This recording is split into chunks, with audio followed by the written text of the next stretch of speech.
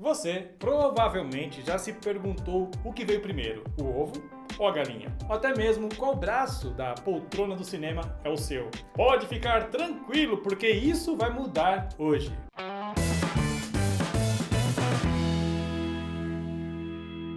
Escaloba pessoal, eu sou o Schwarz e vim aqui no canal Tá Explicado da Estácio para responder várias perguntas que talvez você não saiba responder. Uma das perguntas mais famosas da história e que você já se questionou sobre ou já ouviu em algum lugar é sobre quem veio primeiro, se foi o ovo ou se foi a galinha.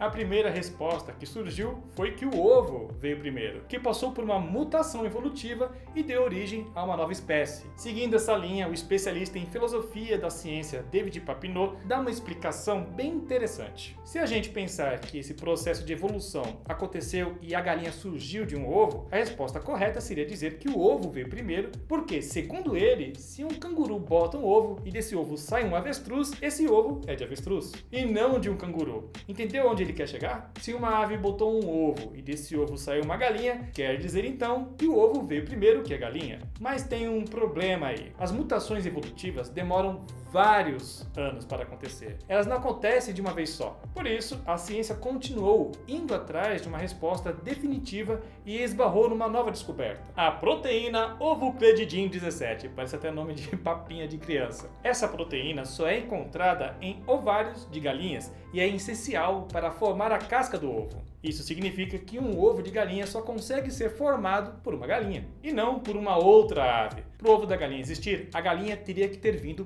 primeiro. Atualmente, essa é a resposta mais segura para responder essa questão, pelo menos por enquanto. Outra pergunta que pouca gente sabe responder é sobre a laranja. Afinal, a fruta se chama laranja porque elas são laranja? Ou a cor se chama laranja porque as laranjas são laranjas? Em questão de existência, assim como o ovo ou a galinha, a cor laranja veio primeiro, já que o laranja é uma cor, e cores são ondas eletromagnéticas que se espalham pelo universo, antes mesmo da formação do sistema solar. Mas o que responde a essa pergunta é a simples etimologia da palavra laranja. E deu até vontade de chupar laranja agora, viu?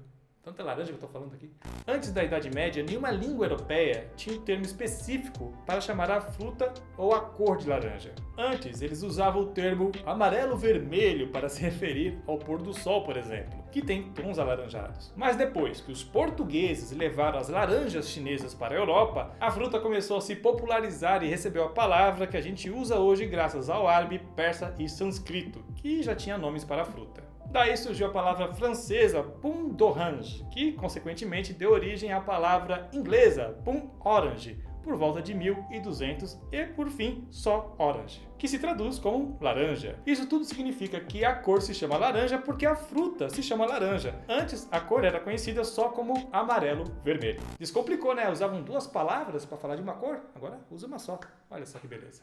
Se você gosta de ir ao cinema ou se já viajou de avião, com certeza já se perguntou qual braço da poltrona é o seu, porque todas as poltronas ficam coladas uma nas outras e dividem os seus braços, o que te deixa numa tensão sem saber aonde apoiar o seu braço. E é bem confuso, porque se a sessão estiver lotada, coisa do passado, né, com esse isolamento social, então enfim, você vai ter uma pessoa a cada lado dividindo um braço das poltronas com você. Mas se você se sentar nas poltronas das pontas, vai conseguir um braço exclusivo para você, olha só que maravilha. Se for a última poltrona da direita, o braço da direita é seu, porque não vai ter ninguém para disputar ele com você. Isso também vale para a última poltrona da esquerda, mas essas são as únicas poltronas que têm braços exclusivos. Quem sentar em qualquer outro lugar vai se perguntar qual braço é o seu. E aí vem a resposta que nem todo mundo vai gostar de ouvir. Não existe uma regra ou uma resposta que define qual apoio da poltrona do cinema ou do assento de um avião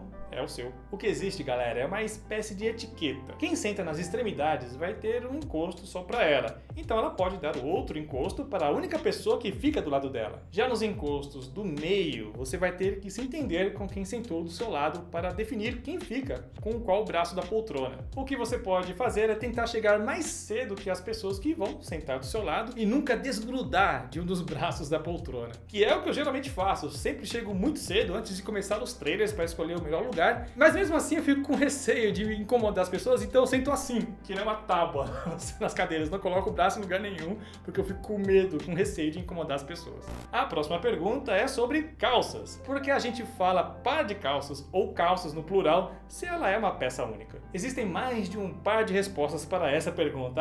Essa foi boa, essa trocadilha, hein? A primeira é a origem das calças. Alguns dos acessórios de moda que deram origem aos pares de calças são as pantalonas e as pantaletas, que eram formadas por dois componentes diferentes. Olha só que tempos complicados. Você vestia uma calça na perna direita e a outra na perna esquerda, e prendiam elas na cintura. No fim, as pantalonas e as pantaletas viraram uma peça só, mas ainda ficaram reconhecidas como um par. Era muito complicado nesse tempo, meu Deus do céu. A segunda resposta é que a palavra está no plural porque cada perna que você veste é uma calça por si só. Como você veste duas delas, você tem um par de calças. Simples e direto assim. E a última explicação vem da etimologia da palavra. Alguns dicionários, como o Oxford, definem a palavra calças como um substantivo que só é usado no plural para designar algumas categorias de palavras e itens. E isso significa que itens bifurcados como as calças, ou que são constituídos de duas peças que formam um par, como os óculos ou tesouras, são sempre escritos no plural porque entram nessa categoria de substantivos. Pode usar par de calças, calças ou só calça mesmo, que tá tudo certo. E antes de responder mais perguntas, se inscreve aqui no canal e fala aí nos comentários se você sabia a resposta para as perguntas que eu acabei de falar aqui.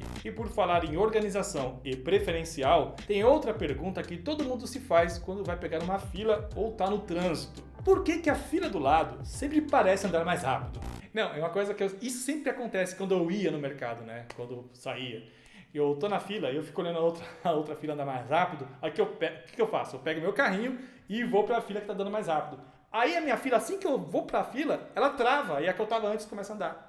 Lady Murphy. Uma resposta para isso é que, bom, pode ser que a fila do lado está mesmo mais rápida. Imagina que existem duas filas para comprar o ingresso ou a fila para embarcar em um aeroporto. Isso significa que você tem 50% de chance de escolher a fila que vai andar mais rápida por uma série de fatores, como agilidade do atendimento, volume de pedidos das pessoas ou a velocidade de pagamento. Mas o mais provável que acontece nesses casos é a sua percepção enquanto está com pressa para comprar seu ingresso ou sua pipoca. Isso acontece num processo chamado ilusão de foco, que é quando você tem uma má interpretação de alguma coisa e um superdimensionamento de problemas. Ou seja, você está com pressa e ansioso para que a sua fila ande mais rápido e interpreta que a fila do lado está mais rápida. O teu foco não está em esperar a sua fila andar, e sim em medir a velocidade, que vai acabar distorcendo a sua percepção. Como diria Einstein, tudo é relativo. No trânsito, isso só piora as coisas, porque você entende que a faixa do lado está mais rápida e a melhor coisa a se fazer é mudar de faixa. Só que quanto mais os motoristas trocam de faixa, mais tempo leva para as filas andarem. No final, tudo fica meio embolado. Por isso, sempre que pegarem uma fila, a melhor coisa a se fazer é lembrar que as filas demoram mesmo e aí é só esperar. Não falam, né, que a grama é sempre mais verde no vizinho, né?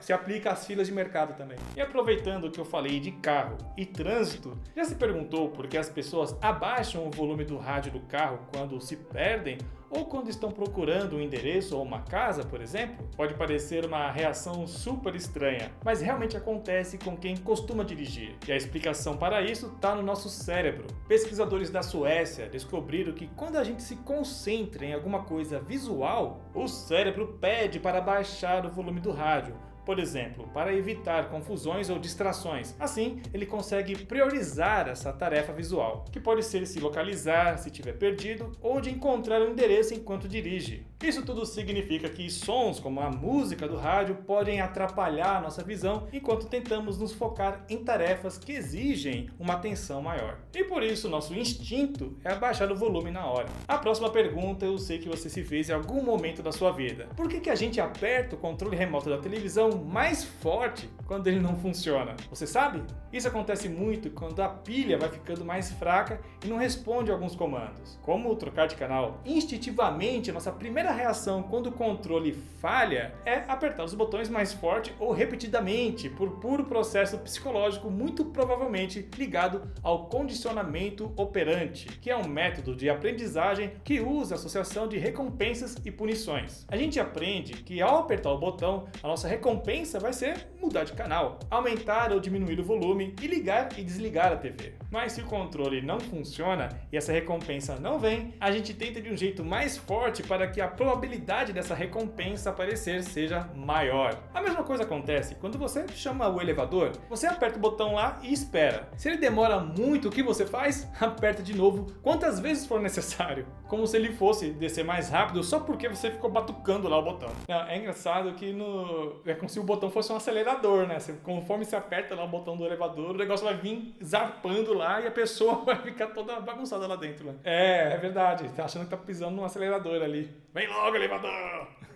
E pode até parecer que apertar os botões do controle mais forte realmente funciona, mas não é bem assim. Se o problema for a pilha, a força que você exerce no controle não vai mudar nada, porque é um problema na fonte de energia e não no botão. Mas se algum componente do circuito eletrônico do controle, que é onde o botão entra em contato para realizar uma ação, tiver suja ou oxidada, pode ser que apertar mais forte ajude sim. E aí, tá gostando do vídeo? Tá gostando das informações que você está colhendo aqui? Então aproveita aí, clica no botão aqui embaixo e se inscreve no canal. E tem muita gente que questiona por que não fazem os aviões do mesmo material das caixas pretas, que registra várias informações de voo e aguenta muito impacto. Temperaturas de até 1.100 graus por 1 hora e profundidade de 6.000 metros, onde a pressão é de aproximadamente 20.000 pés. Mas galera, por mais que faça sentido construir aviões extremamente resistentes assim, existe um preço para isso: o material. As caixas pretas são feitas de aço inoxidável e titânio, materiais pesados demais para voar. Já os aviões são feitos com um composto de plástico e carbono, que são mais leves. Aliás, você sabe quanto pesa um avião? Um Boeing 737, por exemplo, que é um dos mais usados na aviação comercial brasileira, chega a pesar cerca de 70 toneladas. É pesado pra caramba. Se esses aviões fossem feitos com os mesmos materiais das caixas pretas, esse peso chegaria a cerca de 550 toneladas. Mesmo com a aerodinâmica e força das turbinas, ele não ia sair do chão. Para voar, as turbinas teriam que ser muito, mas muito mais potentes e, dependendo da situação, precisariam de mais combustível, o que elevaria os custos dessa produção toda. Aliás, os custos seriam mais um problema disso tudo, porque essa combinação de metais é mais cara. Somando com os valores do combustível, o preço das passagens também seriam bem mais altas. E é por isso que não rola fazer aviões com os mesmos materiais das caixas pretas. E por último, mais uma pergunta que pouca gente sabe responder sobre aviões, mais especificamente sobre os pilotos kamikaze, que foram os pilotos japoneses enviados a missões sem volta, onde eles chocavam seus caças como se fossem mísseis durante a Segunda Guerra Mundial. Eles faziam isso porque tinham medo de fracassar, levar desonra ao país, além de também ter medo de serem capturados pelos inimigos. Então, se essas missões envolviam sacrifícios, por que eles usavam capacetes? Como eram missões que iam resultar na morte desses pilotos, não faz muito sentido eles usarem equipamentos de proteção. E existe uma resposta bem simples para isso. Na verdade, duas respostas. A primeira é que no começo os aviões não tinham cabines fechadas, né? Imagina só você pilotar um avião naquele tempo com os ventos vindo em direção dos seus cabelos, né? Não tinha cabine fechada. Então os kamikazes usavam capacetes como proteção contra o frio e contra os inimigos durante os voos. Para eles, mesmo em missões assim, não fazia sentido evitar a proteção e correr o risco de falhar. No final, o grande propósito do capacete dos kamikazes mudou e teve foco na comunicação. Como os aviões começaram a ser produzidos com cabines fechadas, os capacetes vinham com fones de ouvido e microfones acoplados para que os pilotos trocassem informações sobre os inimigos e também sobre as missões com a base. Sem o capacete, eles não iam fazer ideia do que estava acontecendo. E aí, tá explicado? Tanto a ciência quanto a história conseguem responder perguntas que a gente faz no dia a dia. Desde coisas mais banais, como ovos e galinhas, até sobre pilotos e missões de sacrifício. Nessas horas, é só abusar da curiosidade e ir atrás das respostas, porque com certeza você vai achar alguma explicação para as suas dúvidas. E se você gostou do vídeo, não se esqueça de se inscrever no canal e deixar seu like. Muito obrigado por assistir este vídeo e até a próxima. Achei esse roteiro bem interessante, tem umas dúvidas bem legais.